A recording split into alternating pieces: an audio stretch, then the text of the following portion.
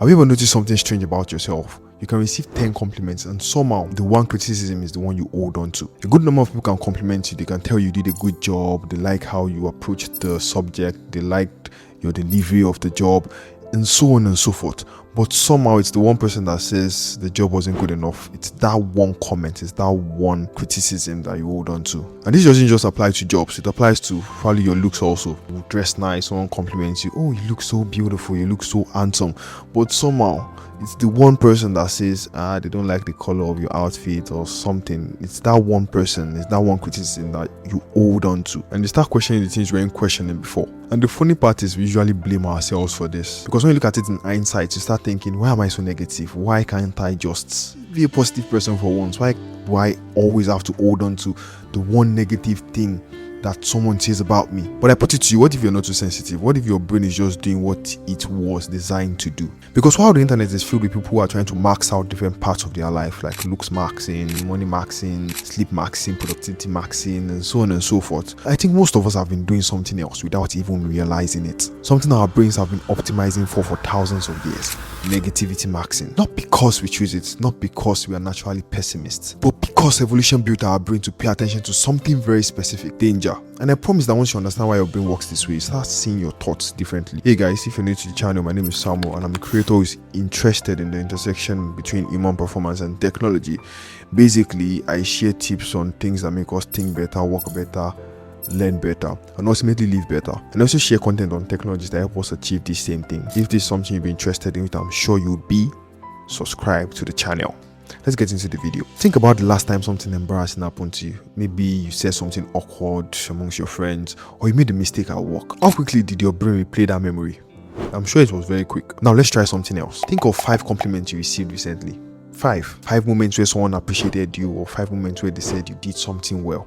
Think. This one is harder, isn't it? Yes, your brain was built that way. And this isn't because those moments didn't happen at all, but it's because your brain treats those experiences differently. And this is the part I find fascinating. Your brain isn't the perfect recording device. It doesn't store every moment of your life exactly as it happened, because it's constantly deciding, what should I give my attention to? What information will help me survive? What should I remember? And unfortunately, your brain has a tendency to hold on to things that hurt. The criticism, the failure, the embarrassment, the rejection, the moment when things went absolutely wrong. But if care is not taken, many of those moments that prove that you're growing, the moments where you succeed, the moment where people appreciate you, all this can quietly disappear. And that can create a problem, because over time you can start building an identity on incomplete evidence. You can start believing that I'm not good enough, I'm falling behind, maybe I'm not as capable as I thought. And this is not because evidence supports it, it's basically because your brain has been highlighting certain part of the story more than the other, the negative more than the positives. The brain's first responsibility is survival. I think one of the biggest misunderstandings about the human brains is that its function or its design is to make us happy. And survival is not always comfortable. Imagine you live over 1,000 years ago and you're just walking through the forest and suddenly you hear noise coming from the bush. There are 2 possible reactions. First, one might think that, oh, it's just the wind, right? The wind is blowing the bush, that's why it's making that kind of noise. And the second reaction is that there's probably a predator in the bushes that is seeking to hunt me. Well, you'd agree with me that most times the person who says just the wind blowing the bushes is actually right, because actually most sounds from the bushes are probably nothing. But all it takes is one mistake, just one, and then the one time that person actually assumes that it's still the wind, it's actually a predator. The person loses his life. In short, the person who assumed it was danger survives. The person who assumed it was not most likely dies. And over thousands of generations, those small differences matter. The people who were better at noticing threats, the people who remember dangerous situations, the people who paid closer attention to negative information, those people were more likely to survive and pass down those traits. Which is why every noise from the bush, they most likely paid attention to it and most likely thought it was a predator, even though it was not, which led to them surviving more. So evolution made a decision. It created a brain that was incredibly good at noticing what could go wrong. The problem now is that the world has changed. Today, most of us aren't running from predators, but our brains still strongly react to threats.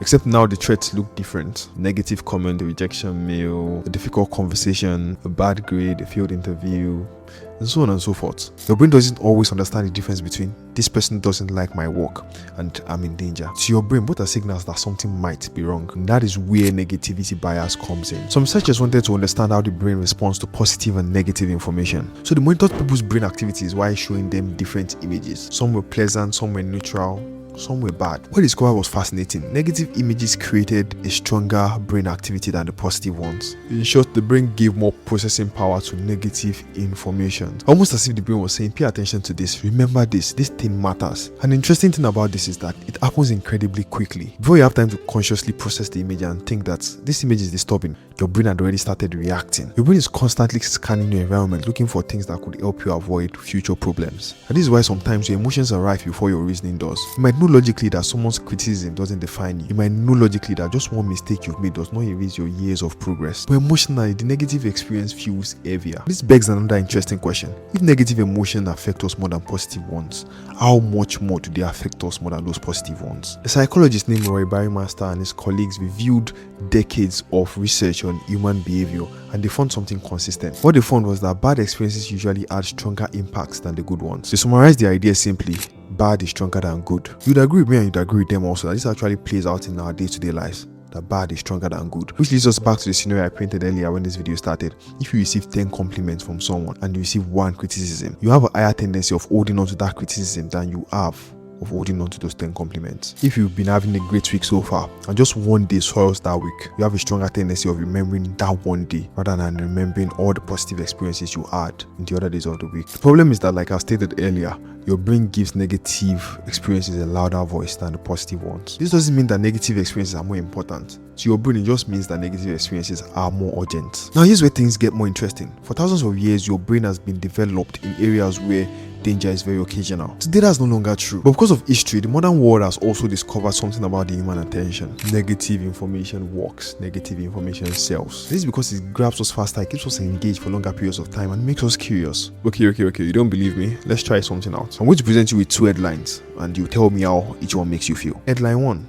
Scientists discover a new way to improve sleep. Think about it. Now, headline 2. Scientists discover the mistake you're making every night that is damaging your health. Can you see? Which one would you pay attention to more? The negative one. Not exactly negative, the negatively toned one. Both are talking about sleep literally, but one immediately creates a sense of danger. Your brain naturally wants to know, am I doing something wrong? And that question is a very powerful one, because throughout history, noticing what was wrong helped us survive. And now every day, we are surrounded by systems that are competing for that same response. Notification, breaking news, comment sections, social media arguments, and so on and so forth. Your brain doesn't just remember individual negative moments, it creates a story around them. And if the only information you repeatedly feed it is negative ones, the story to create will definitely be a negative one also. What prompted me to making this video was something I also noticed in myself. I currently work as a video editor for one of the biggest tech creators in Nigeria, and I found out that when I had the chance to go through the comment sections of some of the videos I've edited, I saw a lot of people liking it. People commented it. Oh, the editing of this video is so nice, it is so good, it's so clean, it's so this, it's so that, and so on and so forth. But there was a time I stumbled upon a negative comment, right? It says the pacing was not good or something. I can't remember exactly how it was phrased. And I found out that particular comment stayed with me longer, and it was like I'd never received positive comments for these things that I've been doing before. And this is the same thing that happens when a student gets a bad grade in one subject and forgets all the other subjects they got an A in. It's the same thing that happens when someone makes a mistake at work and forget the years of competence they've built. It's the same thing that happens when someone allows one failure to define their identity. In short, the one negative chapter becomes the whole book, the one negative moment becomes the whole story, which is not meant to be. Once I understood this, I started doing something strange. Anytime I came across a